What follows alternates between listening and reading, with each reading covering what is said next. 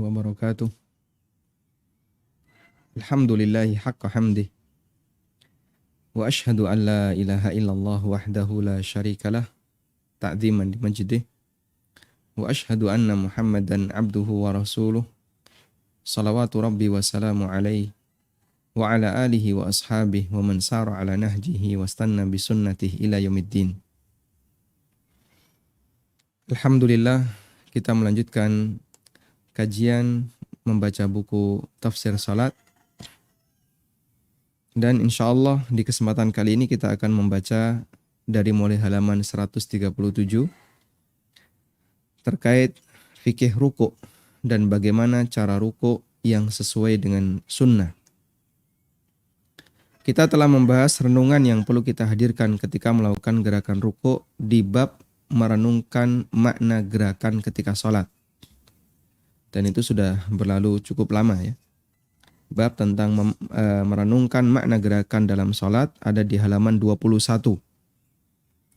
Merenungkan bagaimana cara melakukan gerakan sesuai sunnah. Kemudian saya rinci masing-masing ketika berdiri apa yang harus kita renungkan. Termasuk ketika ruku apa yang harus kita renungkan. Kalau yang ruku ada di halaman 28. Menghayati makna ruku ketika sholat. Di bagian ini kita akan menyebutkan fikih tentang ruku', kemudian macam-macam doa ruku', berikut kandungan maknanya. Selanjutnya, kami ingin menegaskan bahwa doa ruku' yang dibaca setelah berada di posisi ruku' sempurna. Doa ruku' dibaca setelah berada di posisi ruku' sempurna.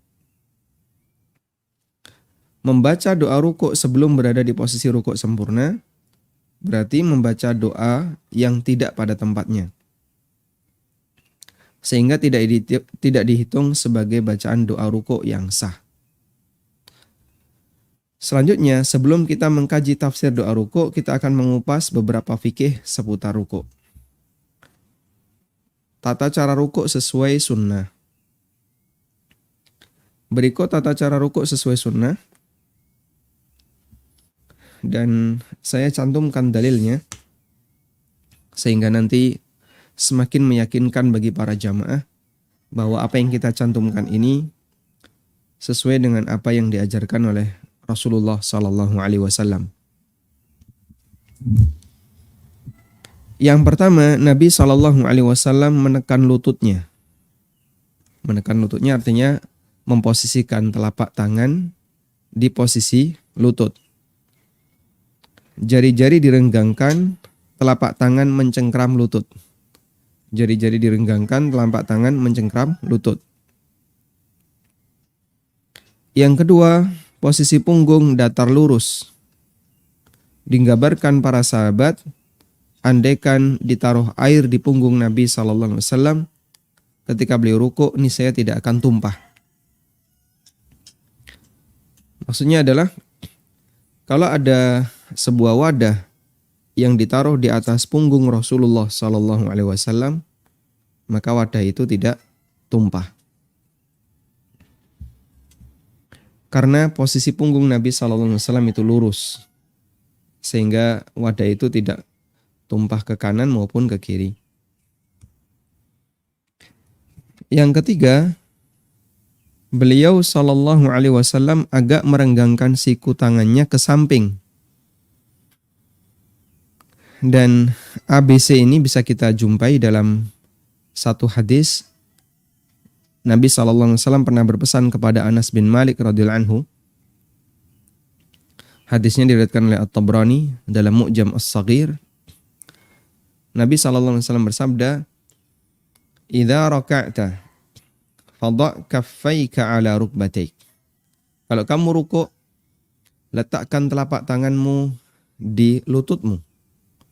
Wafruj baina asabi'ik, dan renggangkan jari-jari tanganmu.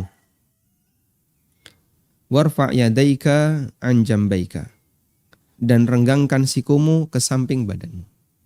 Sehingga saat ruku' siku agak direnggangkan ke samping kanan dan kiri. Dan kenapa beliau renggangkan ke samping kanan dan kiri? Karena ketika tangan itu cukup panjang, kemudian diletakkan di lutut, dalam posisi ruku, jika tidak direnggangkan, nah bisa jadi punggungnya jadi tidak lurus, tapi agak naik ke atas. Tapi kalau direnggangkan, nanti agak turun dikit sehingga lurus. Karena itu bisa jadi ini berbeda antara satu orang dengan orang yang lain. Maksimalkan lurusnya punggung. Artinya begini. Kalau masyarakat Indonesia yang tangannya tidak lebih panjang dibandingkan mereka yang berada di Timur Tengah misalnya ya. Dia melakukan ruku sempurna di mana telapak tangan ditaruh di lutut. Namun ternyata ketika direnggangkan sedikit menyebabkan punggungnya itu turun. Maka seperti ini tidak perlu direnggangkan. Sehingga buat lurus saja, yang penting pokoknya punggung ini lurus. Tangan dibuat lurus, mencengkram lutut, yang penting punggungnya lurus. Tapi bagi sebagian orang yang badannya tinggi, ketika dia ruku dan dia tidak merenggangkan tangannya, maka biasanya agak sedikit naik ini ya. Nah, biar bisa turun lurus, tangannya direnggangkan. Sehingga beda antara satu orang dengan orang yang lain. Intinya, wallahu ta'ala alam, jika jamaah ingin memastikan bahwasanya posisi ruku Anda sudah benar punggungnya lurus, tolong minta dinilai oleh orang lain. Karena kadang kita nggak terasa. Sehingga coba Anda ruku, setelah di posisi ruku, tanya ke istrinya atau tanya ke suami, ini sudah lurus belum? Kalau kemudian orang yang melihat dari luar mengatakan sudah lurus, turun dikit, naik dikit, pas. Nah, kunci bagian ini. Selanjutnya setiap Anda ruku, Anda posisikan seperti ini. Sehingga nanti setiap ruku persis seperti itu. Nah, ini cara gampangnya kalau ingin memastikan bahasanya ketika kita ruku, kita sudah di posisi punggung lurus. Dulu waktu awal-awal belajar sholat ya, dan mempraktekkan hadis ini, jadi tangan direnggangkan ke samping, posisi ruku saya agak pendek begini. Lalu diingatkan sama teman, nah, kamu kalau ruku terlalu turun, nah, coba sekarang naik dikit, pas sekian. Nah sekian kita kunci di situ. Berarti kalau ruku di posisi seperti ini. Tayyib. Nah, kadang kita merasa kayaknya sudah lurus, padahal aslinya apa? Tidak lurus. Mungkin terlalu turun atau terlalu naik. Nah, biar lurus, minta penilaian orang. Kemudian kalau sudah dikasih tahu sekian ini yang lurus. Nah, selanjutnya ketika ruku, buat posisi seperti itu. Kemudian berikutnya posisi kepala lurus dengan punggung. Tidak lebih tinggi dan tidak lebih rendah. Aisyah menceritakan, wa kana idza raka'a lam yushkhis ra'sahu wa lam yusawwibhu walakin baina dzalika. Nabi SAW apabila ruku, kepala beliau tidak lebih tinggi dan tidak lebih rendah dari punggung, namun di antara keduanya. Sehingga kalau ini kepala, ketika ruku lurus ya. Tidak lebih tinggi, tidak lebih rendah. Tapi lurus. Nah ini juga kadang perlu penilaian orang. Sehingga Anda ruku, punggung sudah lurus belum? Sudah. Sekarang kepala coba tundukkan dikit kepala. Ditekuk dikit ya. Kepalanya ditekuk dikit. Nah, pas, lurus. Baik. Sehingga di posisi ini ketika kita sudah sesuai dengan sunnah Nabi SAW, selanjutnya Anda kunci. Berarti kalau ruku, lakukan gerakan seperti ini. Apa bisa Pak? Itu kan geser-geser, berubah-berubah. Kenapa nggak bisa? Orang berlatih melakukan gerakan tertentu, itu kalau sudah dibiasakan, nanti dia akan bisa seperti itu. Contohnya, latihan silat. Gimana sih cara mukul yang benar? Itu guru kan ngajari. Posisi tangan tuh kayak gini. Nanti kalau kamu mukul tuh kayak gini. Gimana sih cara nangkis yang benar? Oh, posisi tangan seperti ini, harus tinggi ini. Guru ngajari, nunjukkan dia, harus tinggi ini.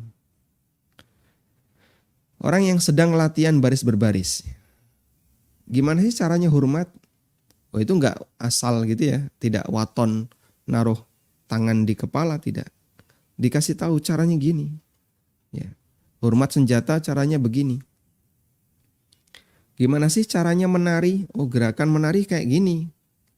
Kemudian lekukan jari seperti ini. Sampai ada sekolahnya. Sekolah tari. Menunjukkan bahwasanya gerakan itu bisa dilatih dan bisa dibiasakan. Makanya kalau kita melakukan gerakan sholat dan banyak gerakan sholat kita yang masih belum sempurna, minta penilaian orang lain dengan mengacu kepada hadis. Selanjutnya minta tolong, ini sudah cukup belum? Rukuk saya sudah benar belum? Sujud saya sudah benar belum? Selanjutnya biasakan seperti itu. Tayyib. Selanjutnya, pada saat posisi kepala itu lurus dengan punggung, pada saat posisi kepala lurus dengan punggung, Anda bisa melihat, pandangan tuh melihat lurus ke arah bawah. Karena kalau pandangan dibuat ke arah tempat sujud, bisa jadi kepala itu agak dongak dikit gini. Ya, karena kalau tidak, dia akan berusaha untuk ngelirik maksimal, ngelirik ke depan gini. Dan itu akan membuat mata sakit. Makanya pandangan mata cukup lurus ke bawah. Karena dalam masalah pandangan itu yang penting tidak melebihi tempat sujud. Sehingga kalau sholat sebagai bentuk tawadhu di hadapan Allah, pandangan tidak melebihi tempat sujud. Makanya ketika ruku, kalau pandangan ke tempat sujud itu bisa jadi agak naik. Coba ruku bang. Ruku. Punggungnya masih kembung. Ya. Punggungnya masih melengkung. Coba dilurusin, turun lagi, kepalanya turun, pandangan ke arah tempat sujud. Pandangan ke arah tempat sujud. Kalau pandangan ke arah tempat sujud biasanya agak naik dikit ya. Makanya pandangannya lurus ke bawah. Insya Allah lebih aman. Masya Allah, pemirsa nggak lihat tadi ya? Yang mempraktekkan adalah Bang Mitra ya. Masya Allah. Selanjutnya, ketika melakukan rukuk, fokuskan pikiran Anda untuk melakukan gerakan rukuk sesuai sunnah, sebagaimana rincian di atas. Dengan meyakini bahwa apa yang aku lakukan ini sesuai dengan apa yang diajarkan oleh Nabi SAW. Selanjutnya, kita beralih ke hukum membaca doa rukuk. Ulama berbeda pendapat mengenai hukum bacaan rukuk. Bacaan rukuk hukumnya sunnah. Ini adalah pendapat jumhur ulama. Hanafiyah, Malikiyah, dan Syafi'iyah. Dan ini berlaku untuk semua rukun yang lain ya. Bacaan Subhana Rabbiyal Azim itu sunnah menurut jumhur. Sunnah juga bacaan Subhana Rabbiyal A'la, sunnah menurut jumhur. Bacaan ketika duduk di antara dua sujud, Rabbighfirli warhamni wajburni, itu juga sunnah menurut jumhur. Tapi kalau menurut mazhab Hambali dan Ishaq bin Rahuyah serta Dhahiriyah, mereka mengatakan bacaan ini hukumnya wajib. Bacaan rukuk hukumnya wajib. Jika ditinggalkan dengan sengaja, sholatnya batal. Dan jika ditinggalkan karena lupa, maka nanti sujud sahwi. Ini merupakan pendapat Ishaq bin Rahuyah, ulama Dhahiriyah, Imam Ahmad menurut riwayat yang sahih dari beliau, dan pendapat yang diriwayatkan dari Ibnu Khuzaimah.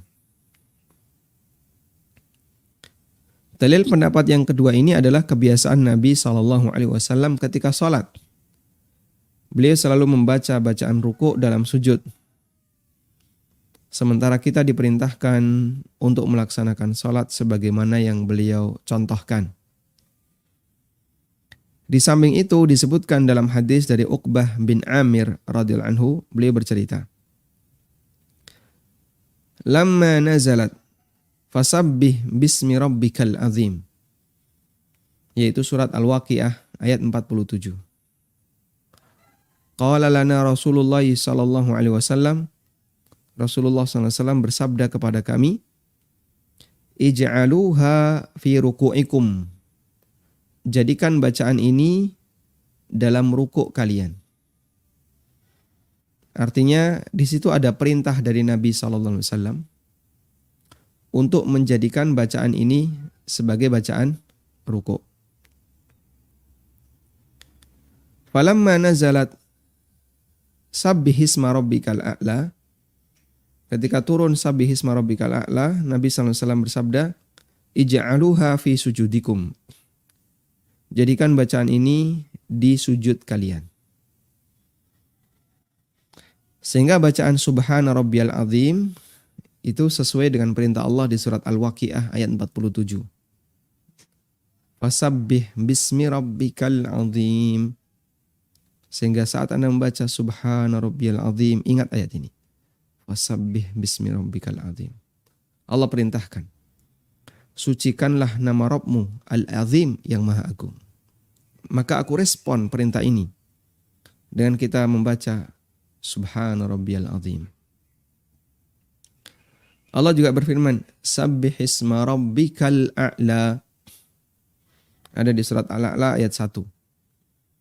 Maka kita respon ayat ini dengan kita mengucapkan subhana rabbiyal a'la.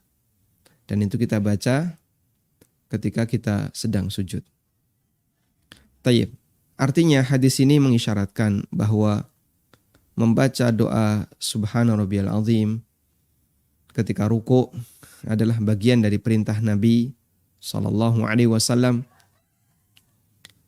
Sehingga ini menguatkan pendapat yang mengatakan bahwa membaca doa ketika ruku hukumnya wajib karena diperintahkan. Wallahu a'lam. Selanjutnya, berapa kali membaca doa ruku? Jumlah minimal bacaan ruku yang terhitung sah adalah dibaca sekali. Jumlah minimal dibaca sekali. Terhitung sah. Sementara jumlah sempurna ada 2 riwayat dalam hal ini. Yang pertama dibaca 10 kali. Ini berdasarkan hadis Anas bin Malik radhiyallahu anhu. Beliau radhiyallahu anhu pernah berada di Madinah, dan ketika itu yang menjadi amir Madinah adalah Umar bin Abdul Aziz. Sewaktu itu Umar belum menjadi khalifah, beliau jadi amir. Lalu kata Anas, ma ra'aitu ahadan ashbaha bi salati Rasulillah sallallahu alaihi wasallam min hadzal gulam. Belum pernah saya melihat ada orang yang lebih mirip dengan salatnya Rasulullah SAW dibandingkan anak ini. Maksud beliau adalah Umar bin Abdul Aziz.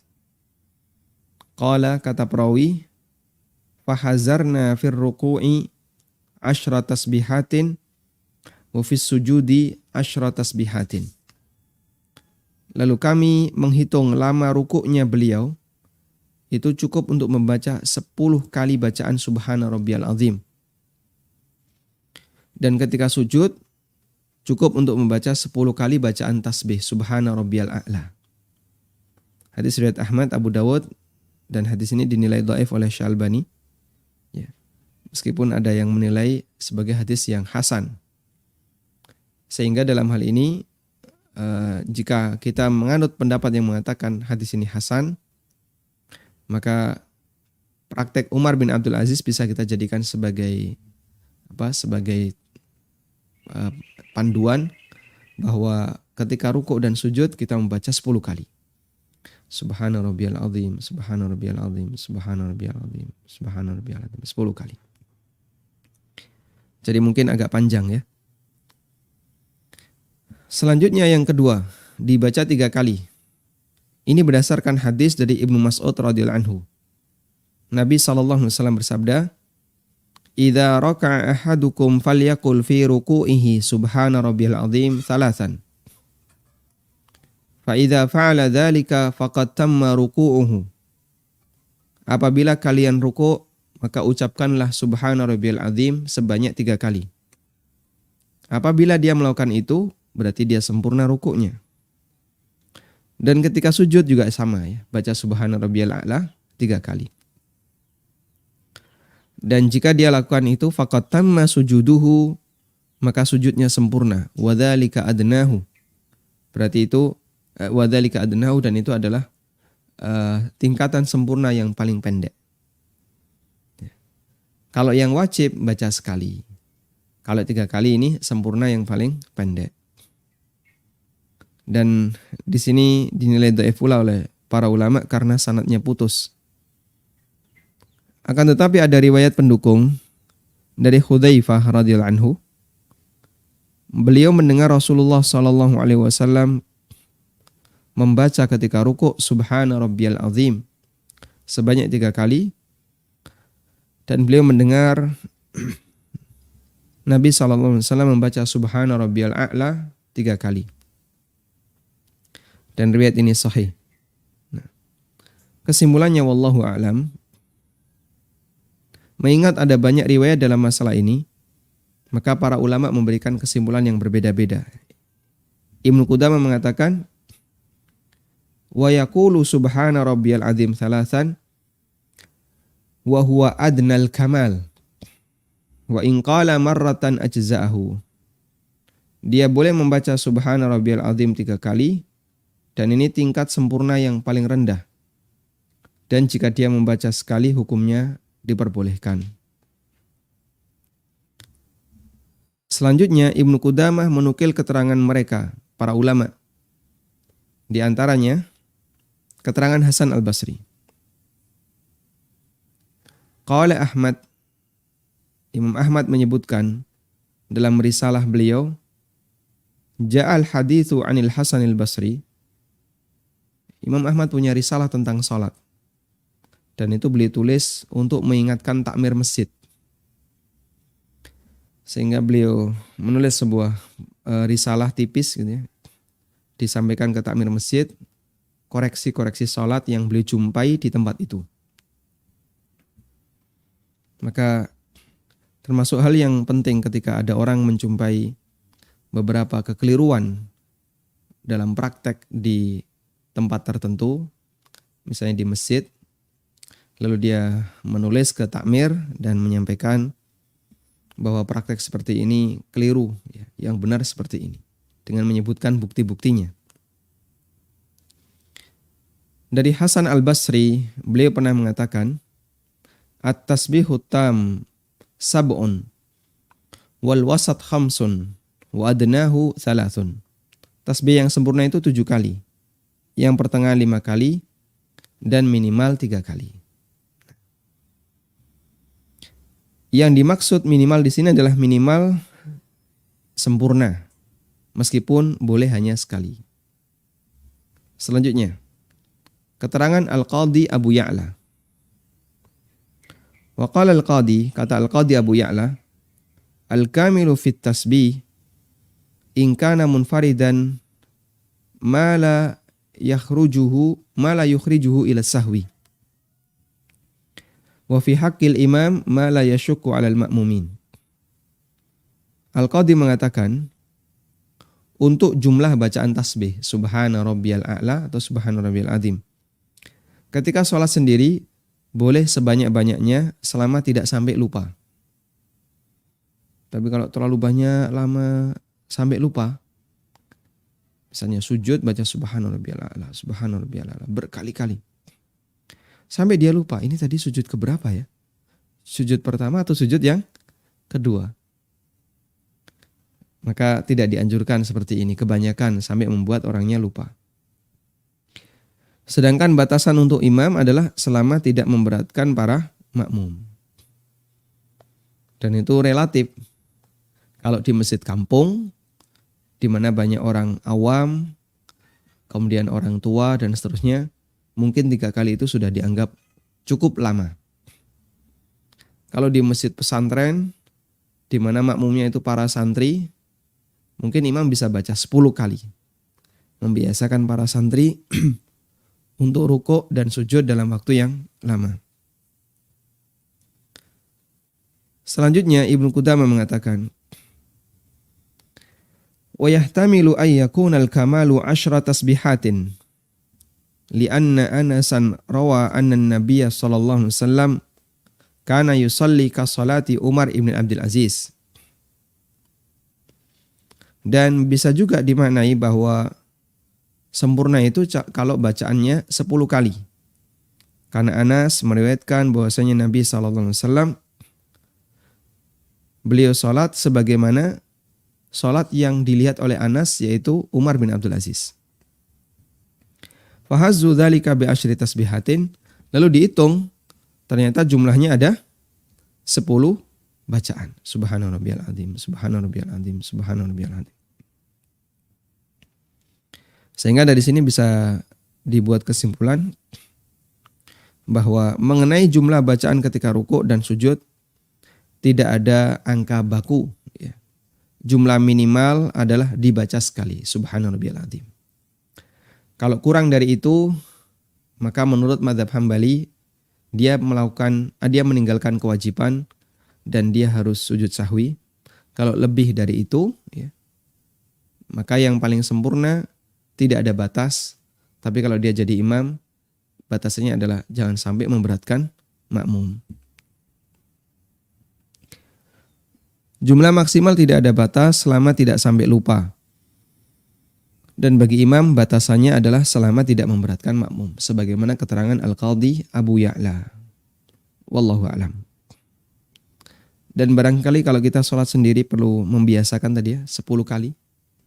Sehingga kita baca Subhana rabbiyal azim, Subhana rabbiyal azim 10 kali. Bagi orang yang belum terbiasa rukuk yang lama, mungkin dia harus perlu sabar. Sujud juga seperti itu. Nah, ketika jadi imam, ya mungkin diperpendek jadi 3 kali, dan itu saya rasa sudah cukup lama. Nah, wallahu ta'ala alam. Selanjutnya, dilarang membaca Al-Quran ketika rukuk. Dalam hadis dari Ibnu Abbas radhiyallahu anhuma, Nabi SAW bersabda, Ala wa inni nuhitu an aqra'al Qur'ana raki'an wa sajida. Sesungguhnya aku dilarang untuk membaca Al-Quran ketika rukuk dan sujud. Ammar ruku'u fa'adzimu fihi rabba. Wa ammas sujudu fajtahidu fid du'a faqaminun ayyustajabu lakum. Aku dilarang untuk membaca Quran ketika rukuk dan sujud. Nah, ketika rukuk fa'adzimu fihi rabba. Agungkanlah Rabbmu, yaitu dengan membaca Subhana rabbiyal azim. Subhana rabbiyal azim. Amma sujud, adapun ketika sujud, fajtahidu fid du'a, bersungguh-sungguhlah dalam berdoa. Faqaminun ayyustajabu lakum, maka berpeluang kalian akan diijabahi. Karena ketika sujud adalah kondisi terdekat seorang hamba dengan Allah Subhanahu wa ta'ala. Maka berpeluang besar doanya diijabahi oleh Allah Subhanahu wa ta'ala. Nah. An-Nawawi mengatakan dalam hadis ini, hadisnya riwayat Muslim dan ada syarah Sahih Muslim yang ditulis oleh An-Nawawi. Fihi nahyu an qiraatil Qur'an. Dalam hadis ini terdapat larangan membaca Al-Qur'an ketika rukuk dan sujud. Wa innama wadhifatur ruku'i at-tasbih. Tugas ketika rukuk adalah membaca tasbih Subhana rabbiyal azim. Wa wadhifatus sujudi at-tasbih wad du'a. Dan tugas ketika sujud adalah tasbih dan doa. Falau qara'a fi ruku'in aw sujudin ghairal fatihati kuriha. Kalau dia membaca selain Al-Fatihah ketika rukuk dan sujud, statusnya makruh. Walam tabtul salatuhu, dan tidak sampai membatalkan salatnya. Sehingga derajatnya hanya sampai larangan di mana itu statusnya makruh, tidak sampai status sholatnya batal. Masya Allah. Tayyib. Dan kalau kita jadi makmum misalnya Pak, menjumpai bacaan imam itu terlalu lama sehingga kita sudah siaga kok enggak selesai imam, enggak bangkit. Apa yang bisa kita lakukan? Yang bisa Anda lakukan adalah baca terus. Tidak ada istilah nganggur dalam sholat. Jadikan ini sebagai kaidah. Tidak ada yang nganggur dalam sholat. Sehingga kalau imam belum bangkit, sementara Anda sudah baca 3 kali, Anda baca lagi, sampai kemudian imam bangkit. Sehingga Anda ruku, sudah baca 3 kok imam belum bangkit, Anda baca terus. Subhana rabbiyal azim, subhana rabbiyal azim. Bacaan yang lain juga perlu diulang Pak, sama. Misalnya Anda baca subuhun kudusun rabbul malaikati warruh, baca lagi subuhun kudusun rabbul malaikati warruh. Kemudian hikmah kenapa kita dilarang untuk membaca Al-Quran ketika rukuk dan sujud. Hikmahnya adalah agar tidak mengganggu. Agar tidak mengganggu aktivitas yang disyariatkan dalam rukuk. Dalam rukuk kita memperbanyak tasbih. Subhana rabbiyal azim. Nah biar gak ganggu ini, maka orang yang rukuk dilarang untuk membaca Al-Quran. Wallahu ta'ala alam. Walhamdulillahirabbil alamin. Dan kita masih punya beberapa pembahasan terkait masalah fikih doa ruku'. InsyaAllah akan kita baca di kesempatan berikutnya. Demikian semoga bermanfaat. Wassallallahu ala nabiyyina Muhammadin wa ala alihi wa sahbihi wasallam. Donasi pembangunan Madinah Islamic Primary School Unit Kerajaan Yayasan Amal Abadi Indonesia yang dibina oleh Ustadz Aminur Bait STBA Hafizahullah saat ini tengah membangun gedung sekolah dasar Tahfizul Quran Madinah Islamic Primary School atau STTQ MIPS Unit Kerajaan. Gedung ini dibangun di atas tanah seluas 646 meter persegi. Perkiraan biaya untuk pembangunan tahap pertama mencapai 2,6 miliar rupiah. Salurkan donasi Anda untuk bangunan STTQ MIPS melalui rekening atas nama Yayasan Amal Abadi Indonesia, Bank Mandiri Syariah di nomor rekening 7441049999. Konfirmasi dan info donasi hubungi 082 12345 7441. Jazakumullahu khairan. من ذا الذي يقرض الله قرضا حسنا فيضاعفه له وله أجر كريم. Walhamdulillahirabbil alamin. Selanjutnya bagi Anda yang mau bergabung, kami persilahkan. Bismillah. Assalamualaikum warahmatullahi wabarakatuh. Waalaikumsalam warahmatullahi wabarakatuh. Ustaz Ana menanya takbir kita. Karena kadang sholat bersama saat yang imam biasa yang paling tua itu kadang pada saat sujud atau pada saat takbir intiqalnya itu pada saat dia sudah pada saat terakhir gerakan, soalnya pada saat sujud dia sudah sujud baru takbir intikal. Itu kan takbir intikalnya batal Ustaz ya. Nah, gimana sholat kami, apakah sholat kami hukumnya gimana apakah batal atau gimana Ustaz? Ada atau kalau boleh kami takbir intikalnya sendiri enggak mengikuti imam. Ya. Nah, pertanyaan kedua Ustaz, jika anak sholat satu terus pada saat sementara sholat itu tiba-tiba ada perasaan mau buang angin atau mau buang air besar. Itu bagaimana Ustaz? Apakah Anda bisa menahannya sampai sholatnya selesai atau Anda membatalkan sholat Anda? Mohon penjelasannya Ustaz. Syukron, jazakallahu khairan. Assalamualaikum warahmatullahi wabarakatuh. Waalaikumsalam warahmatullahi wabarakatuh. Baik, untuk yang pertama tentang takbir intikal. Dalam beberapa kasus, imam membaca takbir intikal setelah sempurna gerakan. Sehingga ketika sujud, dia baca takbir intikal ketika sudah sempurna sujud. Kemudian ketika rukuk juga seperti itu. Dan pada keterangan kemarin kita telah menyampaikan bahwa orang yang melakukan seperti ini, maka dia melakukan takbir intikal tidak pada tempatnya. Dan sebagian ulama mengatakan melakukan takbir intikal tidak pada tempatnya, status, mohon digarisbawahi ya, status takbir intikalnya batal. Jadi takbir intikal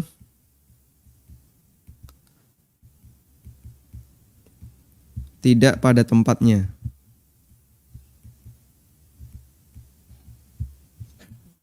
Maka di sini status takbirnya, status takbir intikal batal. Nah, kalau status takbir intikal batal, berarti dia dianggap tidak melakukan takbir intikal, kan begitu ya?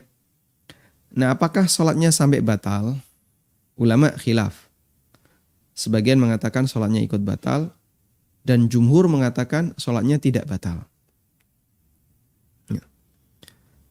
Sehingga yang kedua adalah bagaimana dengan status sholatnya? Status sholat, ada dua pendapat, ada yang mengatakan batal, ada yang mengatakan tetap sah, tidak batal.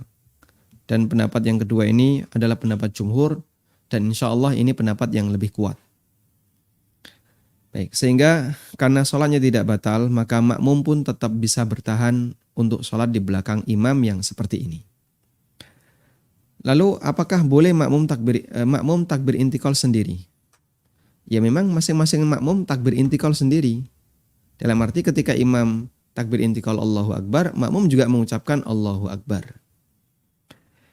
Imam membaca Allahu Akbar ketika sujud, makmum juga sama Allahu Akbar ketika turun sujud. Duduk di antara dua sujud, imam Allahu Akbar, makmum Allahu Akbar. Hanya saja gerakan makmum tidak boleh mendahului imam atau membarengi imam. Sehingga kalau imam membaca takbir intikal setelah sempurna gerakan, Anda baru bergerak dan membaca takbir intikal setelah mendengar kalimat bar. Insya Allah tidak sampai mendahului imam. Karena itu makmum tetap harus tertib mengikuti imam sekalipun imam melakukan kesalahan berupa takbir intikal yang tidak pada tempatnya. Berikutnya tentang masalah menahan ngentut, menahan ingin buang angin atau buang air. Apakah itu diperbolehkan? Dulu pernah kita sampaikan ya, keterangan As-Suyuti dalam buku ini saya sebutkan di bab tentang hukum khusyuk. Di halaman. Nah. Tentang hukum khusyuk dalam sholat. Nah, ada catatan di halaman 13. Hukum menahan kentut. As-Sun'ani bukan As-Suyuti ya. Jadi As-Sun'ani mengatakan bahwa kentut itu ada dua. Ya. Ada kentut besar, ada kentut kecil gitu ya. Keinginan untuk buang air itu ada dua. Ada keinginan yang mendesak, kebelet. Ada yang tidak mendesak. Nah, kalau tidak mendesak, dalam arti tidak terlalu kuat, ya. Di halaman 13, terkait menahan kentut, As-Sun'ani membedakan antara kentut yang kuat dan kentut yang ringan. Kalau tekanannya kuat, sehingga ketika ditahan itu, Masya Allah, sampai kakinya ikut tegang. Ya. Sampai kakinya tegang, tangannya tegang, muka merah, mata melotot misalnya. Maka seperti ini membatalkan sholat. Tapi kalau nggak sampai seperti itu, ditahan sebentar, terus hilang. Nah, silakan ditahan sampai selesai sholat. Sehingga batasannya adalah apakah ketika ditahan bisa hilang ataukah tidak. Kalau enggak, Anda batalkan dan segera diselesaikan hajat itu. Tapi kalau bisa, maka silakan Anda bertahan. Wallahu a'lam.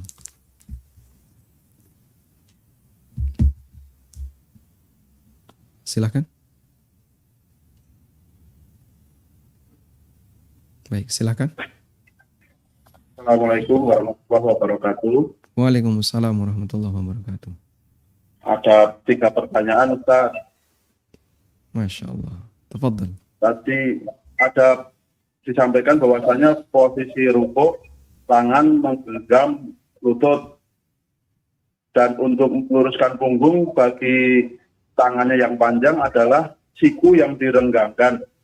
Nah, Tapi saya melihat ada yang beberapa orang untuk meluruskan punggung itu posisi telapak tangan di bawah lutut, bahkan cenderung ada di betis, Ustadz. Apakah itu dibenarkan? baik. Terus untuk yang kedua, bacaan rukuk itu subhana rabbiyal azim atau boleh subhana rabbiyal azimi wa bihamdi. Nah, Untuk yang ketiga, ketika kita menjadi makmum pada imam yang sedang sholat jamaah qashar akhir, imam 3 rakaat maghrib dan makmum sholat isya. Apakah rakaat ketiga makmum ikut tasahud akhir, imam dulu baru berdiri, atau ketika imam melakukan tasahud akhir, makmum langsung berdiri untuk rakaat keempat, Ustaz? Itu saja, Ustaz. Barakallahu bikum. Assalamualaikum warahmatullahi wabarakatuh. Waalaikumsalam warahmatullahi wabarakatuh. Baik, untuk posisi ruko kita coba bisa lihat gambar ini ya.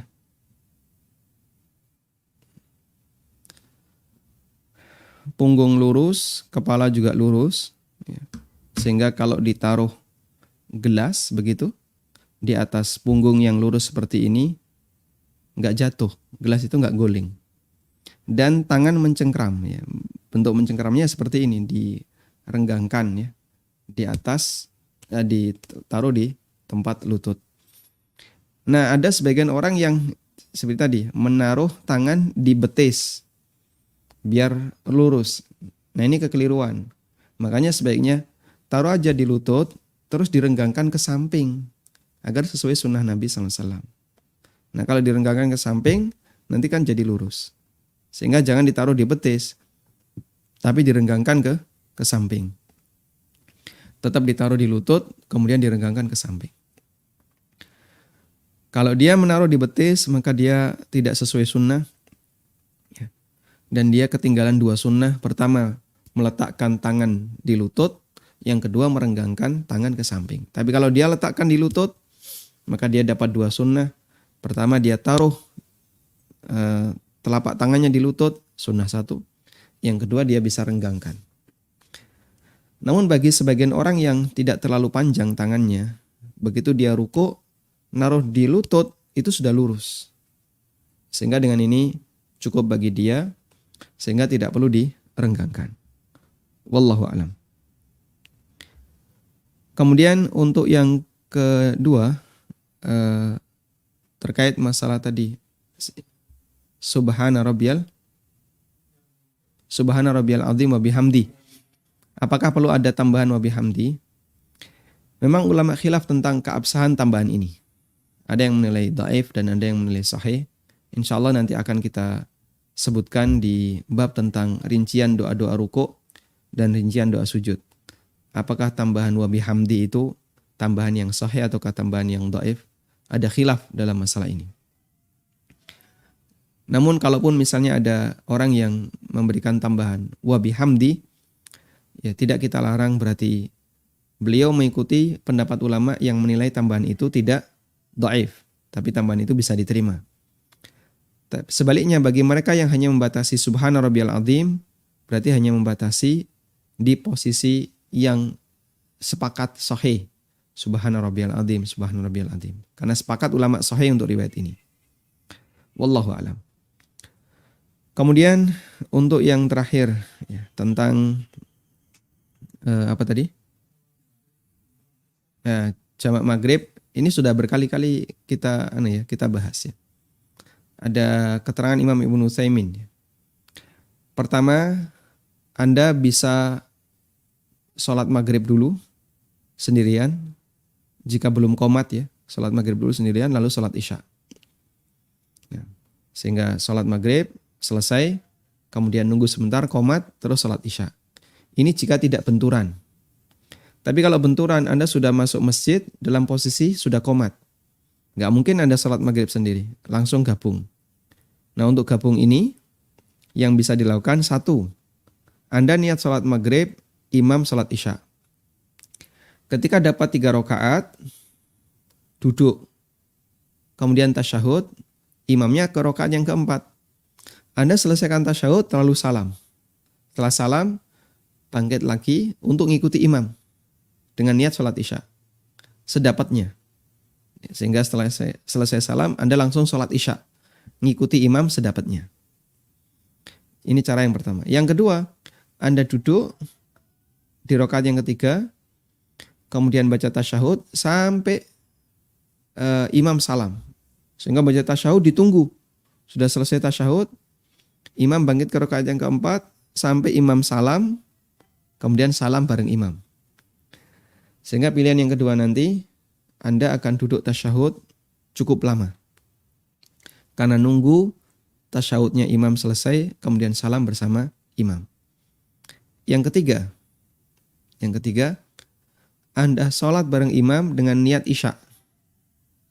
Sampai selesai 4 rakaat, kemudian setelah itu Anda sholat lagi 3 rakaat dengan niat maghrib. Sehingga tidak urut. Namun pilihan yang ketiga ini kurang direkomendasikan. Yang terbaik adalah pertama atau kedua. Wallahu a'lam.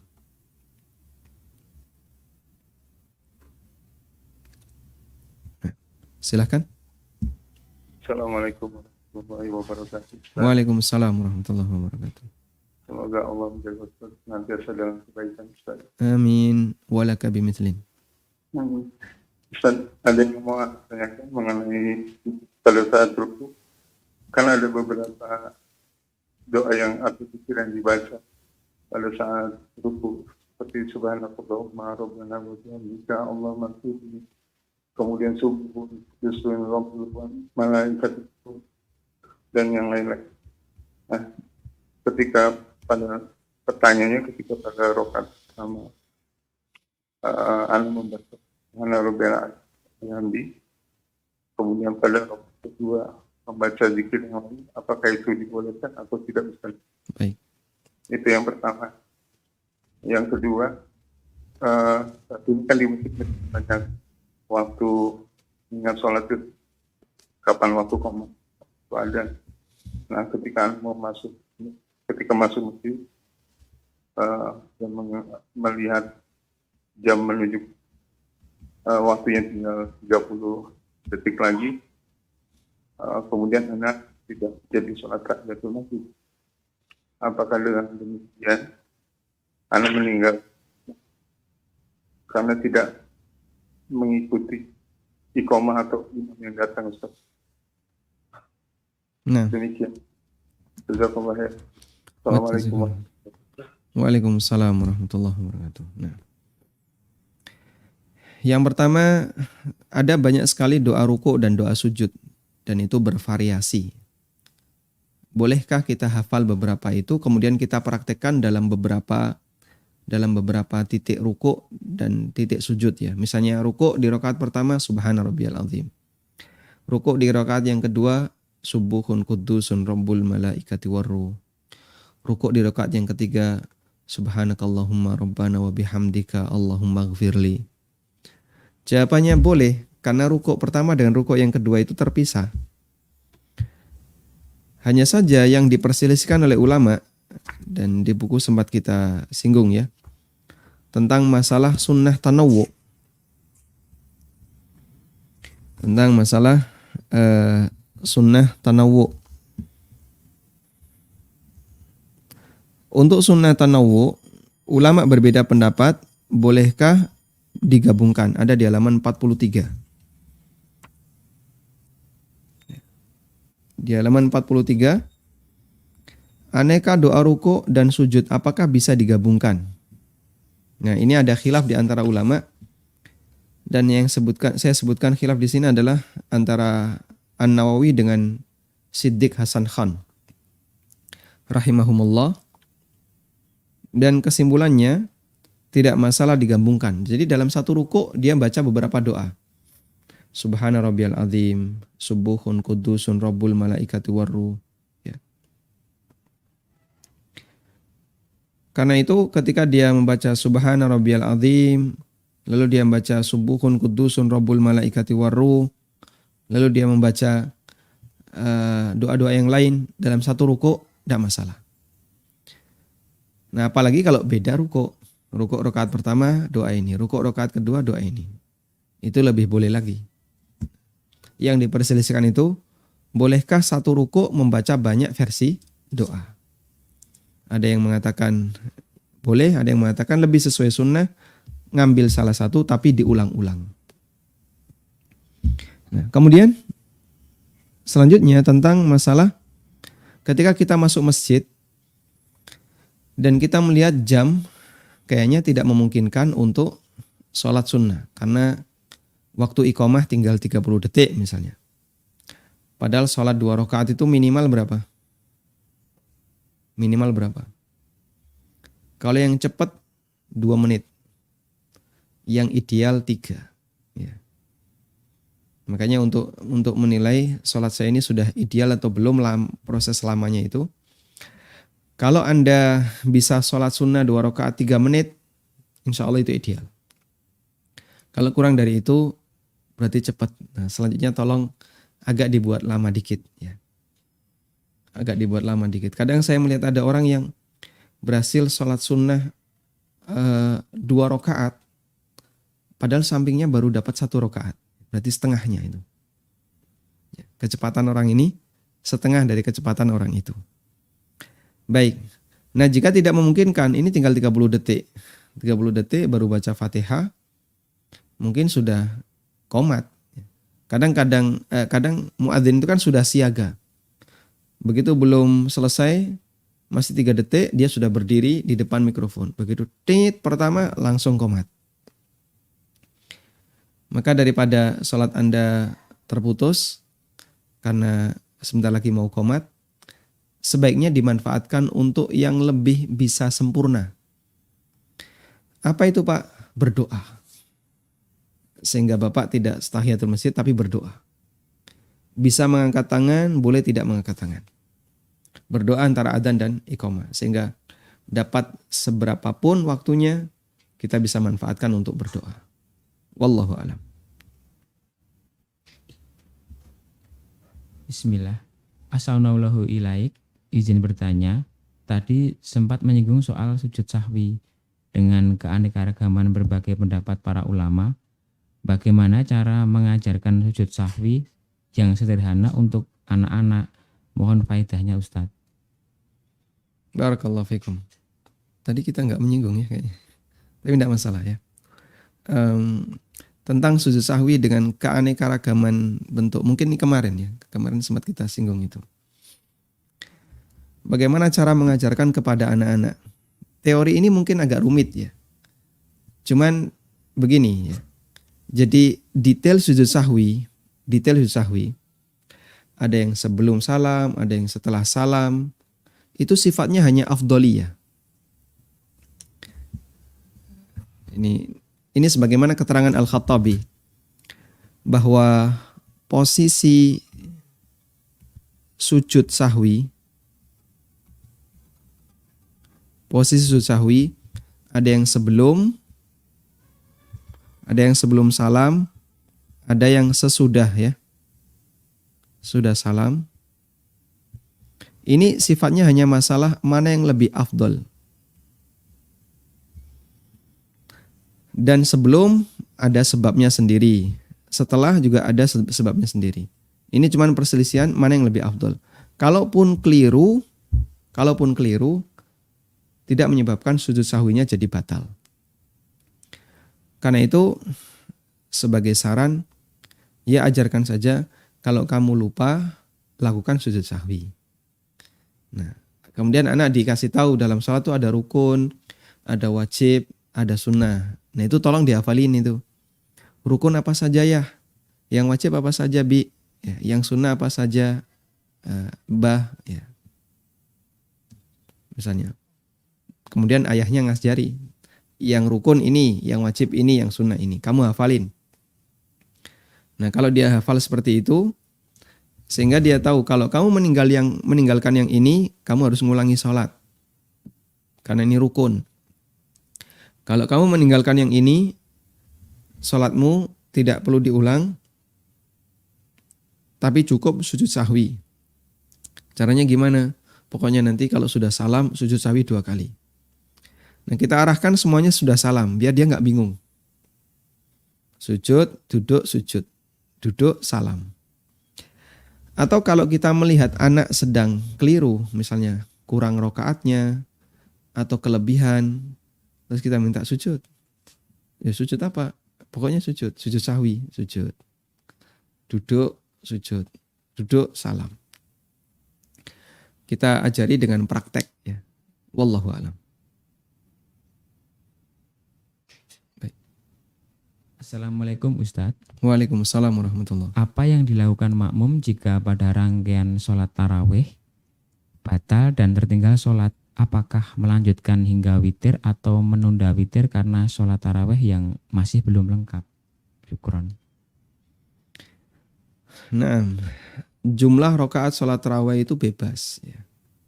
Sehingga kalau Anda masbuk tarawih cuman dapat misalnya dapat 5 ya. Anda bergabung di 2 rakaat sebelum witir. Sehingga dapat 2 rakaat bersama imam. Setelah selesai imam witir. Ya sudah, berarti Anda cukup mendapat 5. Ikuti saja witir imam. Imam 3 rakaat, Anda ikuti 3 rakaat. Lo baru dapat 5 ini, saya pengennya 11. Ya kalau pengennya 11 nanti tambahi lagi di rumah. Kurang 6 berarti. Karena dalam qiyamul lail itu bebas jumlah rakaatnya. Yang penting kan ganjil. Sehingga bagi orang yang ketinggalan taraweh, misalnya baru dapat 5 atau dapat 7, maka ikuti saja mengalir bersama imam. Imam salam ya dia salam. Imam witir dia witir. Sehingga tidak perlu imam witir terus dia nambahi lagi 1 rakaat terus nanti witir sendiri, tidak perlu. Tapi ikuti saja sampai imam selesai. Jamaah bubar dia ikut bubar. Sampai di rumah nanti silahkan ditambahi kalau mau nambahi. Wallahu a'lam. Baik, silahkan. Halo, Assalamualaikum Ustaz. Waalaikumsalam warahmatullahi. Silakan Bapak. Saya ada 2 pertanyaan. Pertanyaan yang pertama mengenai doa setelah i'tidal. Itu kan ada sami Allahu liman hamidah, Rabbana walakal hamdu. Terus ada bacaan hamdan katsiran mubarakan thayyiban wa mubarakan fi. Apakah itu sahih, Ustaz?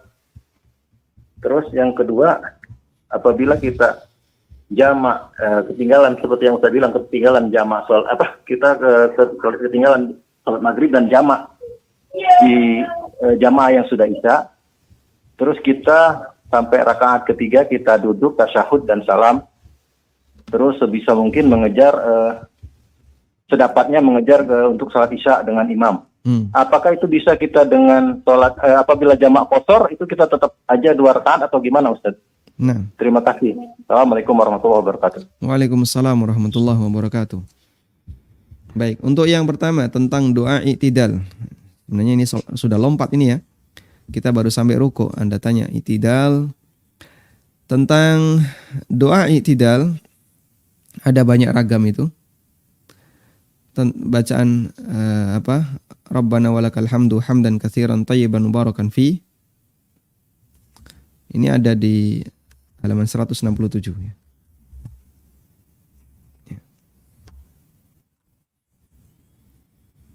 Ada banyak ragam Mbak ya doa i'tidal. Di halaman 167 170 saya sebutkan bacaan.